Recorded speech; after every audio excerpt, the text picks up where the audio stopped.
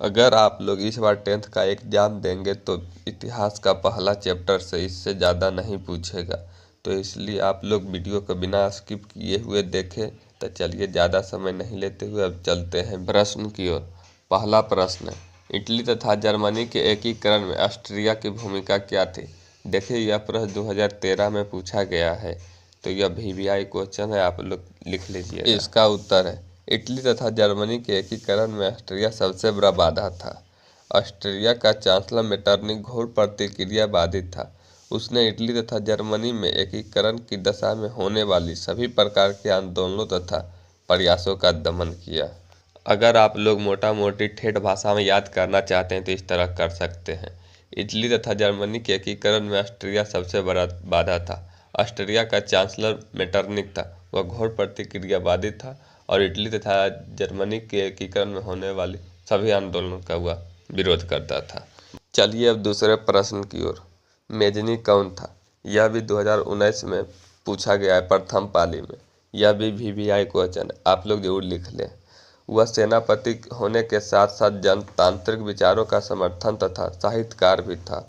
उसने गणतंत्रवादी उद्देश्यों का प्रचार करने के लिए 1831 में यंग इटली की स्थापना की। मेजनी को इटली के एकीकरण का पैगंबर या मसीहा भी कहा जाता है।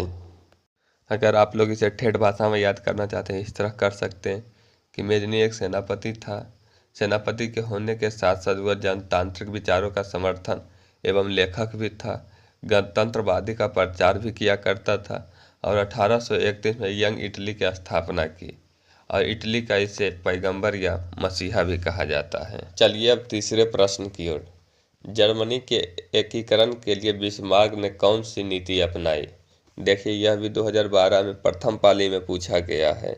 मतलब आप मोटा मोटी इस तरह से समझिए कि जितना भी क्वेश्चन इस वीडियो में आएगा सब VVI क्वेश्चन रहेगा, इसे स्किप नहीं कीजिए, पूरा देखिएगा। तो इसका उत्तर जानते हैं। जर्मनी के एकीकरण के लिए बिस्मार्क ने रक्त एवं लौ की नीति अपनाई थी। यह नीति राजनीतिक लक्ष्यों को हासिल करने के लिए सैन्य बल का भी इस्तेमाल करने की नीति थी। बिस्मार्क ने जर्मनी के एकीकरण के लिए कई काम किए। आप लोग ठेठ भाषा में इसे इस तरह भी याद कर सकते हैं कि बिस्मार्क ने जर्मनी के एकीकरण के लिए रक्त एवं लौ की नीति अपनाई। उन्होंने राजनीतिक लक्ष्यों को हासिल करने के लिए सेना का भी इस्तेमाल किया। बिस्मार्क ने जर्मनी के एकीकरण के लिए कई लड़ाइयाँ भी लड़ी और कई काम भी किए। चलिए अब चौथे प्रश्न की ओर चलते हैं। गैरिबाल्डी के कार्यों की चर्चा करें। यह भी 2014 और 2016 के प्रथम पाली में पूछा गया प्रश्न है, मतलब VVI क्वेश्चन है, आप लोग लिख लीजिएगा। इसका सही उत्तर है, गैरिबाल्डी प्रारंभ से मेजनी का विचार का समर्थन था, किंतु बाद में काबुल से प्रभावित होकर संवैधानिक राजतंत्र का पक्षधर बन गए। गैरिबाल्डी पेशे से एक नाविक था।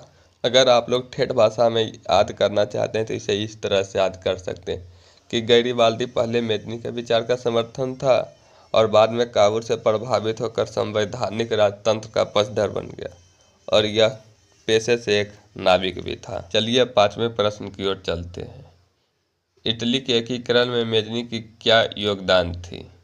यह भी 2011 और 2015 के प्रथम पाली में पूछा गया प्रश्न है, तो इसका उत्तर देख लेते हैं। वह गणतांत्रिक विचारों का समर्थन तथा साहित्यकार था। उसके लेखकों से इटली के लोगों में उत्साह और राष्ट्रीयता की भावना विकसित हुई। 1830 और 31 में के विद्रोह में उन्होंने सक्रिय भूमिका निभाई। गणतंत्रवादी उद्देश्यों का प्रचार करने के लिए उसने यंग इटली तथा यंग यूरोप का गठन किया।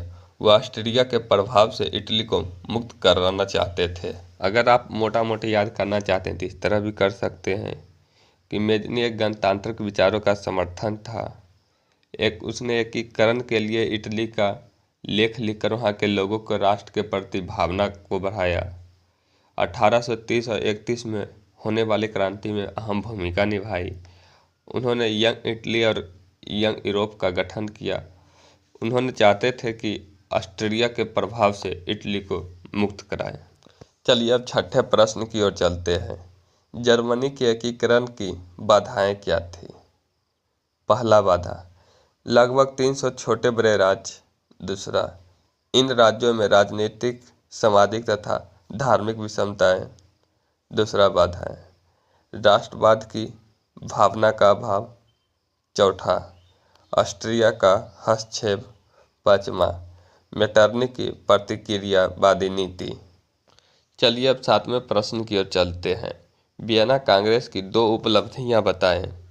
पहला, नेपोलियन द्वारा पराजित राजवंशों की पुनर्स्थापना का प्रयास किया गया। दूसरा, नेपोलियन द्वारा स्थापित 39 राज्यों के जर्मन महासंघ को भंग नहीं किया गया।